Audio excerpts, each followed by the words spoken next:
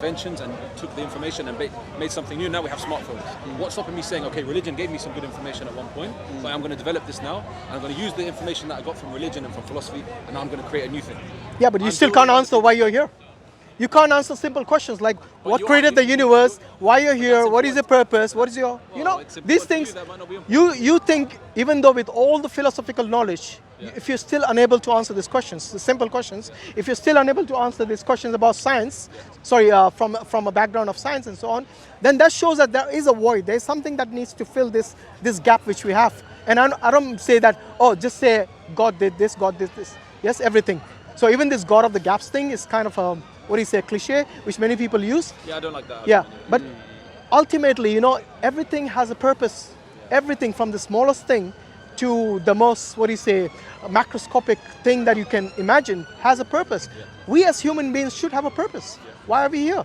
But again, that goes into much deeper philosophy. But what I'm saying is that there are certain things which we know are objective truths. If we don't know where that came from, then there is a lot of gap in our knowledge and our information. So if I'm open to accepting that. Yeah, sure. So imagine this, that you believe in God, yes?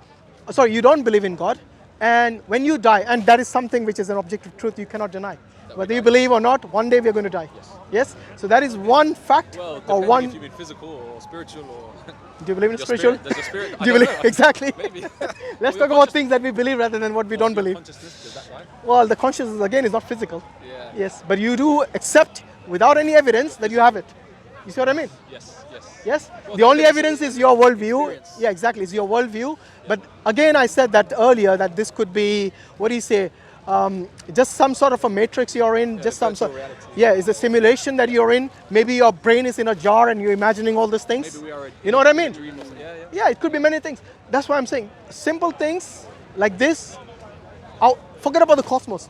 Yes, the scientists are unable. That's why they call it the hard problem of consciousness. Yes, what is within themselves, they cannot answer.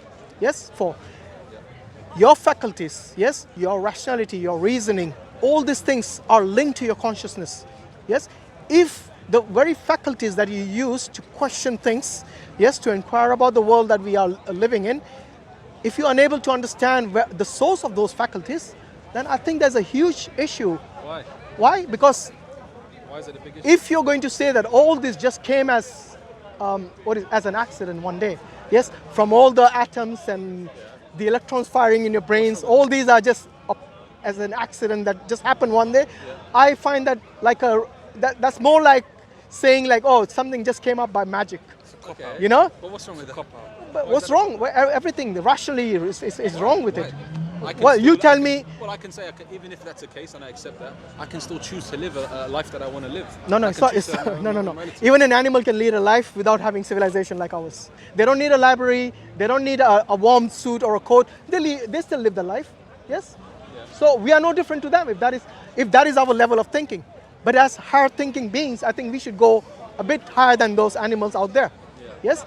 So, and we have to understand that one day if we die, yes, and I mean in your case, let's say you die one day as an agnostic, and you do realize after you die that there is a world after death, there is a life after death, and there is angels which you cannot see in this world, which you didn't believe in this world, and there is God. I'd be in big trouble. Exactly. So actually, this is a good, because this is Pascal's wager. I remember reading this. Yeah, it is it's a Pascal's safer wager. bet just to believe in God. Yeah. Anyway. Yeah. So why don't you? Lose, why do you take the higher risk then? Maybe I'm a gambler. I don't want to. Well, you're a bad gambler then. I know. Even if you're a gambler, you're a bad one, because what the gamblers do is they actually try to minimize the risk. No, I think this is a very good argument. Yeah. Forget about the gamblers. It's a very good The people who invest their money, yes. In fact, I think this is the strongest argument. They also take the minimum risk. So as human beings, we should minimize our risk, whether it's living our life. But then you have to believe in the outcomes as well. Yeah, but if you just don't have belief. Look here, my friend. Yeah. Everything that Islam has prohibited is bad for the individual. Yes, be it adultery, be it fornication, be it gambling, be it alcohol, be it anything that is, even messing up the environment, not caring for the environment. That is something which goes against Islam, against the teachings of Islam. So what I'm saying is that all these things which have been prohibited is good for the individual and for the society at large. Yes, if you look at people like, for example, the liberal secular world that we live in today, for them what is the main thing? What is the main achievement for them? To be rich, yes? To have the best of things in terms of material wealth or material, like a big house, the best cars, and I don't know, everything else in the material sense. I'm not saying everyone's like that. Obviously, there are exceptions to those. But the main drive is towards the prosperity is measured by your wealth. Yes? But you see, in Islam, that is not the case.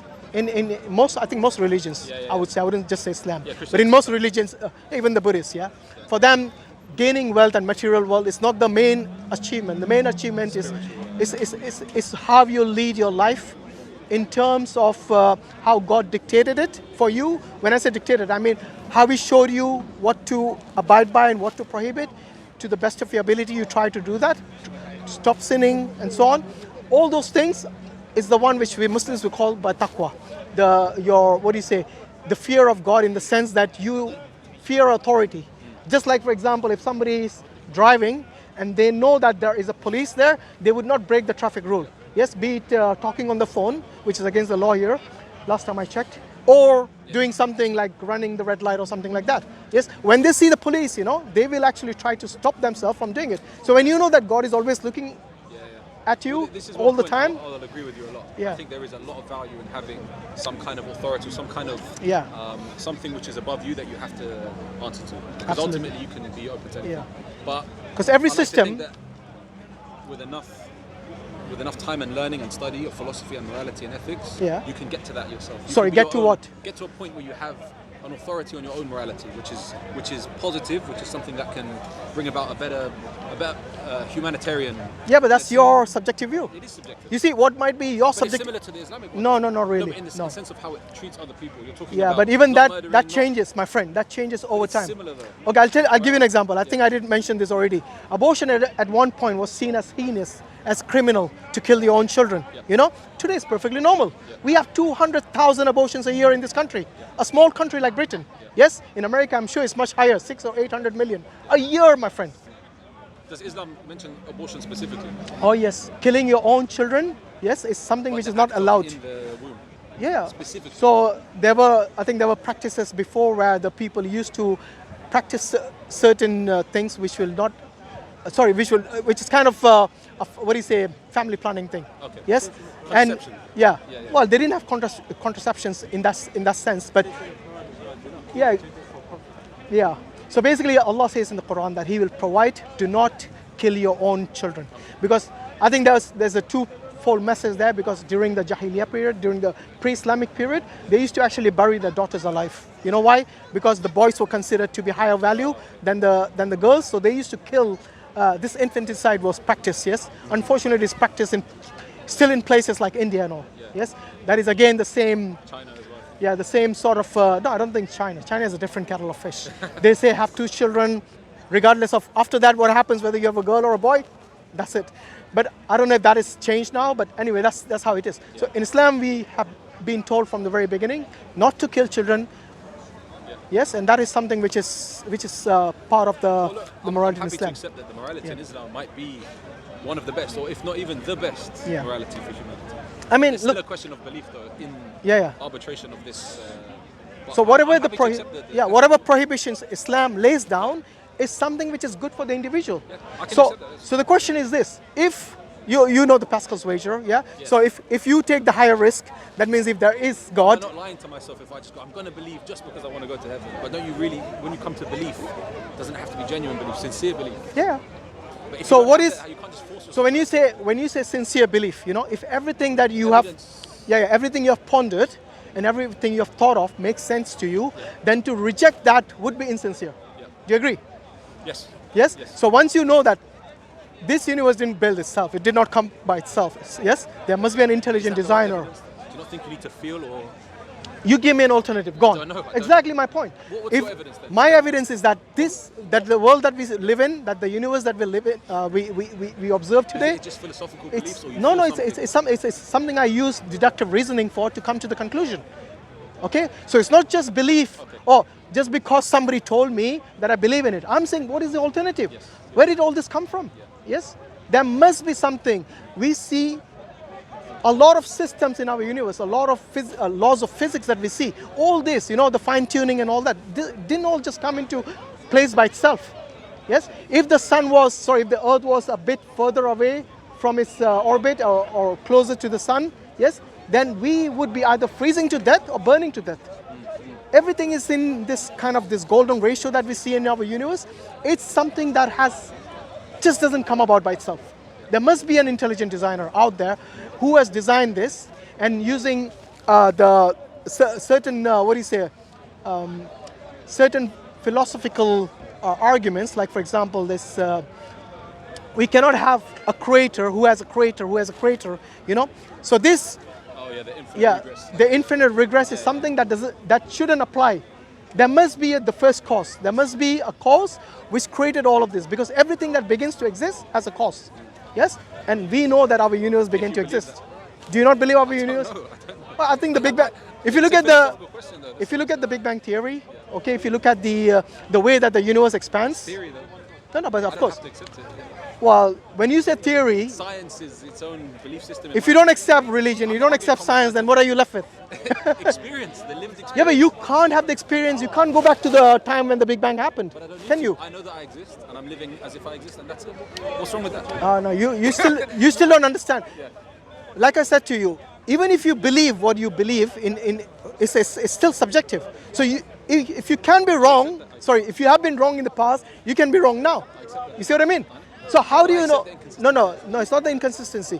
When you know that you're capable of making mistakes and you're capable of making errors which can impact you and your family, yes, and the future, then you should be taking measures that doesn't happen. You said the trial and error. You live and you learn through the experiences. You read all the philosophy you need to read. That still won't answer all your questions. Well, You see what I mean? That still won't make your subjective worldview objective. Yeah. That still won't make the principles that you have accepted for yourself change tomorrow. Either maybe the culture that you live in, or the time that you live in, or the place that you live in. You see, maybe if you go to another country, you might have to readapt based on the culture. So you have to unlearn the things that you have learned here. You see what I mean? and this is why I'll concede to you that I think it's more valuable to have in that case. Also, testimony is a huge thing. You have to believe in testimony. For example, if I asked you, have you seen the DNA have you compared the DNA between you and your parents? How do you know you're not adopted? Actually, no, I did do a DNA test. You did? Yeah. But you see, there must be a reason for that, right? And there must be an important. I don't want to dwell into the privacy of your family and your life. But what I'm saying is that unless you have done a DNA test, you won't for guarantee say that they're my parents. Yes? Maybe there are certain physical features which are similar, but then they might be similar to other relatives in your family. You see what I mean? You don't know where you're adopted from, either from your family or outside it. Yes? So we cannot go about asking for proof and evidence for everything. Certain times we have to accept and acknowledge that the testimony that I received is from a person that I trust, and I accept it. And which example would you use? I would give an example, the one that I just gave about your parents. No, I mean from another example. Sorry? Islamic perspective, I mean. In Islamic perspective, it's basically it's the Prophet's word. The Prophet, all the prophets, yes, their words were basically like, because they had direct revelation, they had direct contact with God Almighty. So that's why they were able to tell you something which might not be true now, but which they might be about the future. Or they might know already that this is best for you as a nasiya, as an advice for you. Because they know that this is what God told them, and He's imparting the message onto you. Another example I would give from the world that we live in, besides the parents' DNA, is when you go to see a doctor. Do you see the certificate? You don't. You know that they work for the NHS, and you know the NHS is a government body here, which hopefully is responsible when it hires and recruits people, that they recruit with people who are genuine, check the credentials and so on. But we know from the past that there were many people who were not genuine doctors, and they happened to basically infiltrate the system, and they gave wrong prescriptions or wrong diagnosis to people for which they had suffered. Yes, but we still believe in the testimony, and that's the reason. So one thing is the evidence that you see, and by deductive reasoning you know that the universe didn't come about itself. There must be an intelligent designer which brought all this into existence. Then you have the element of testimony which you go by, and that is where we believe that things like the Quran, the scripture that we believe, that was revealed to Prophet Muhammad through God, through an angel, and so on. This is something based on testimony. And when we look at the overall, scenario and the picture, then we realize that all this makes sense. All this kind of now fits. So we don't have to spend our days asking for evidence for everything. Yes, because we know that this fits in terms of the reality that we live in. It kind of makes sense that all this didn't come as an accident.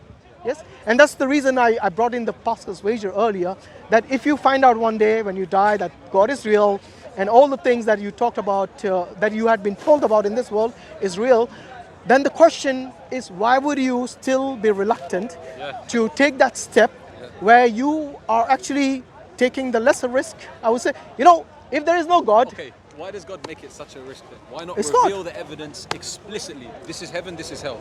Physical manifestation of both. Then it wouldn't be a test. It is like you asking a teacher. So the faith is the test. Listen. It is like you asking a teacher when you're in examination room. Yes. Why didn't you just show us the answers? Yes. Why give us all these questions? Yeah. No, it's different because at least I know the exam exists, right? I know there is a test. Well, In the this world case, I have exists. to- I don't The need- universe exists, No, and but the universe test- didn't come about by I believe itself. that This life is a test. This life is I a don't- test. Yes. but I have to see evidence for that. Though. What do you mean? The I'm life saying is in a the test? Exam, you see the exam. You know it's a test. Yeah. But in this So what do you want? You want God to come down here Yes. and tell you? Well, you're saying Quran is the evidence. Okay. Here's the thing. I haven't studied Quran, so I don't know. Yeah. Here's the thing. If God came down here, yes, you would die instantly. Do you want such a? Are you sure about the postulation? Why would you die? Because that is the thing. It is like you saying that show me the show me radiation. I don't see it. But then they bring you near the radioactive material, okay.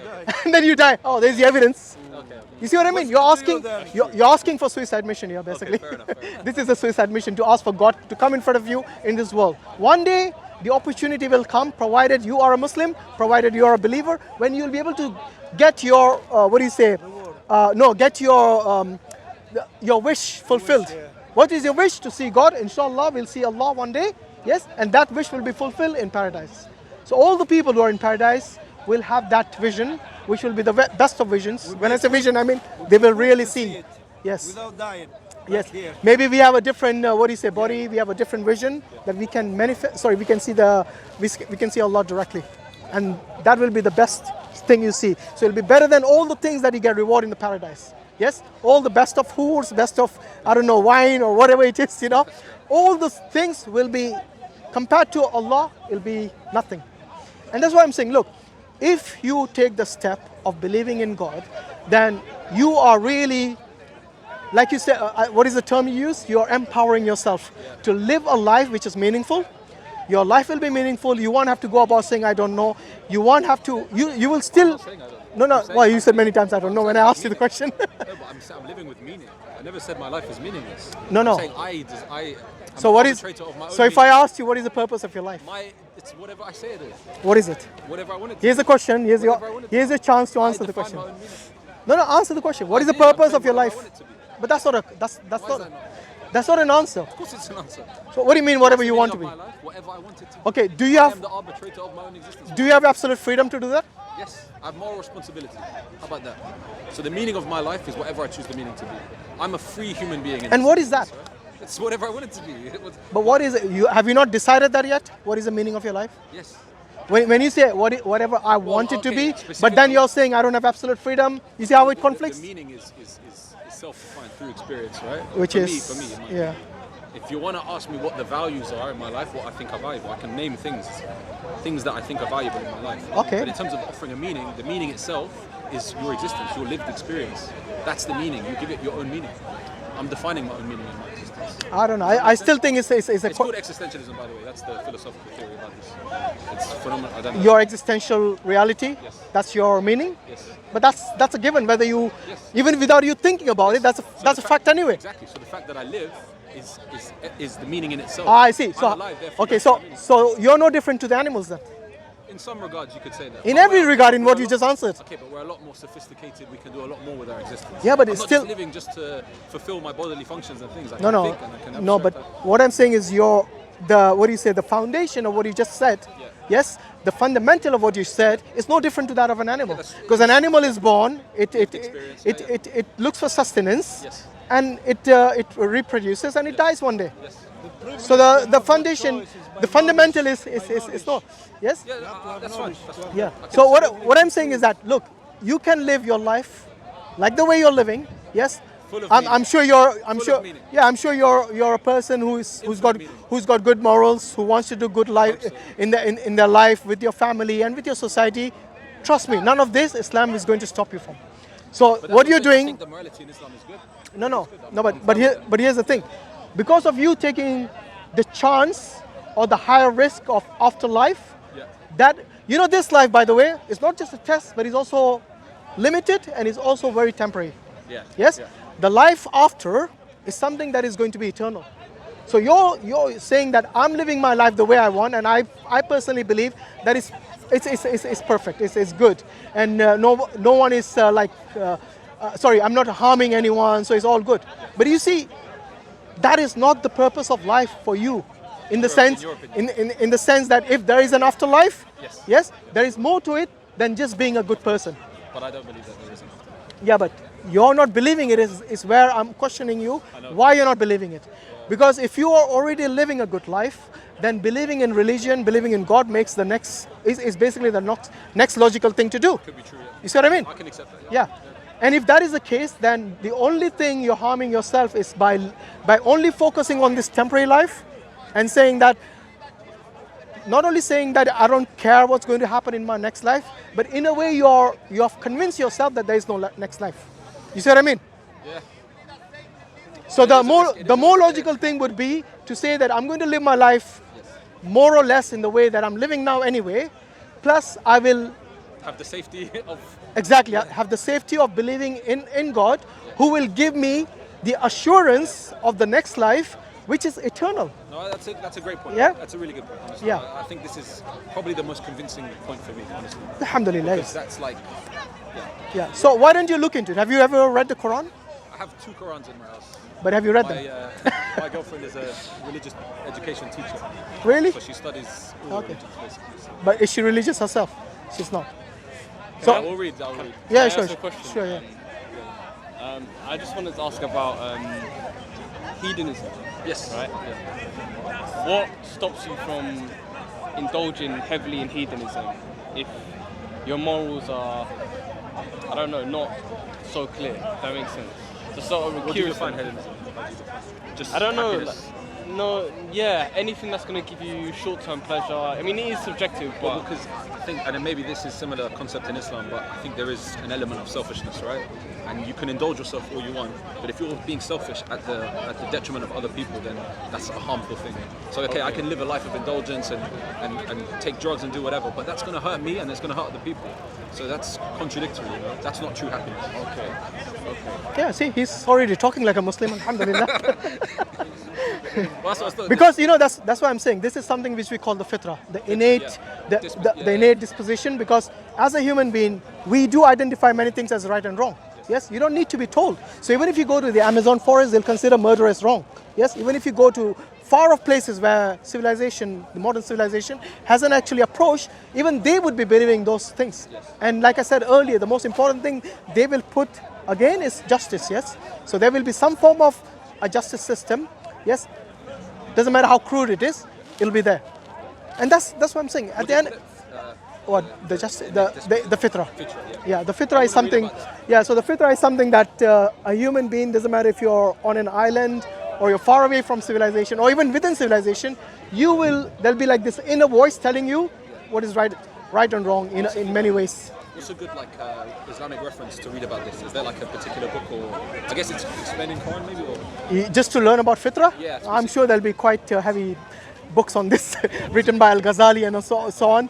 That's really interesting. But maybe there might be, I don't know, I can find out for you if you want. But this is, this is something people recognize even without being religious. Yes. They know that there is something inside them which tells them innately that this is wrong. What I'm going to do now is wrong. This is it. It's Yeah. the spirit, yeah. And then it's certain people, the fitrah is clouded. So they don't identify right and wrong very easily. You know when that happens? When they keep committing that sin over and over again, then it clouds your fitrah. It clouds your heart. Yes? We call this sayyi'at. This is the dark things the dark spots on your heart. So if you do a sin first time, there'll be one spot on your heart. Yes, this is metaphorically speaking. Yes, and if you do the sin again, then another spot, and so on. A time will come and your whole heart will be like black. And then you do not identify between right and wrong. And this is normally the case you find in the serial killers and serial rapists and serial murderers, because they've done it so many times, it's become like second nature to them. Yes, so they do not, it doesn't even like, what do you say, it doesn't even register that they are doing wrong at one point.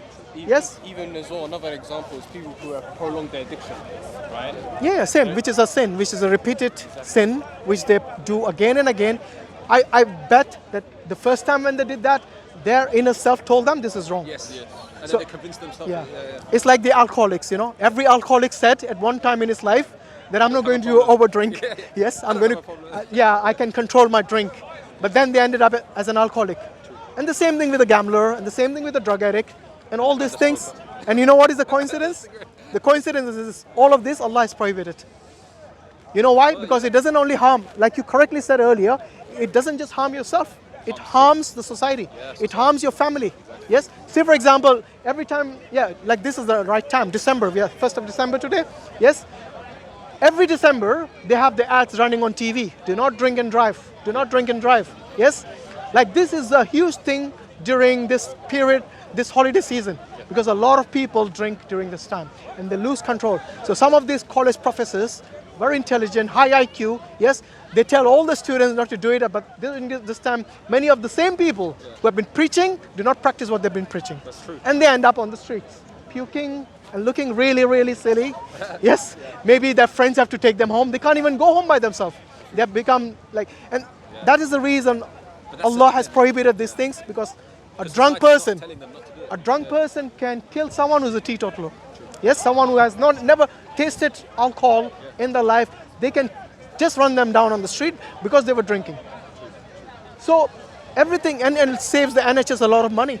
Yes, because if you look at the amount of people who end up in NHS, who end up at the doctors, or the clinics, or the A&Es, yes, their time would have been saved.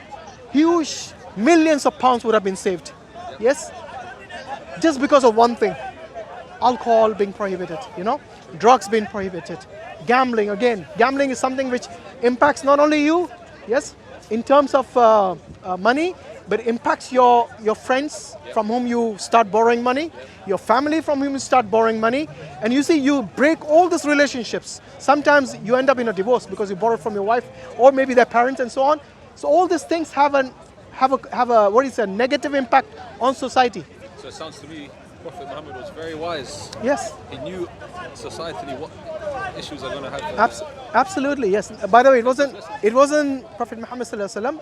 It was Allah. Oh, God, yeah. Allah knows us. He's Allah knows the universe, so He knows what's best for us. And that's the reason I'm saying if you live under, under a system which, Authority. moral authority. like a religion, like a faith, like a way of life, it tells you from the day you were born to the day you die, how to lead your life. Not that you won't come around it by trial and error, maybe making a lot of mistakes, maybe not getting an answer during the duration of your short life or the long life that you live in this temporary world.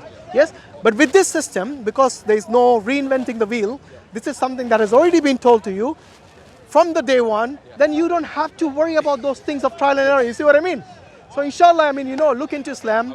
Yes, no problem. What's your name, brother? Ramzi? Very nice meeting you, brother. Good listening to you guys. Yes, Jazak Allah Khairan. Assalamu alaikum wa rahmatullahi wa barakatuh. Brothers and sisters, please make dua for Brother Ramzi. May Allah give him hidayah, because our duty is to convey the message. Yes, hidayah is always in the hands of Allah, the guidance is always in the hands of Allah. So inshallah, make dua for him. Jazak Allah Khairan. Assalamu alaikum wa rahmatullahi wa barakatuh.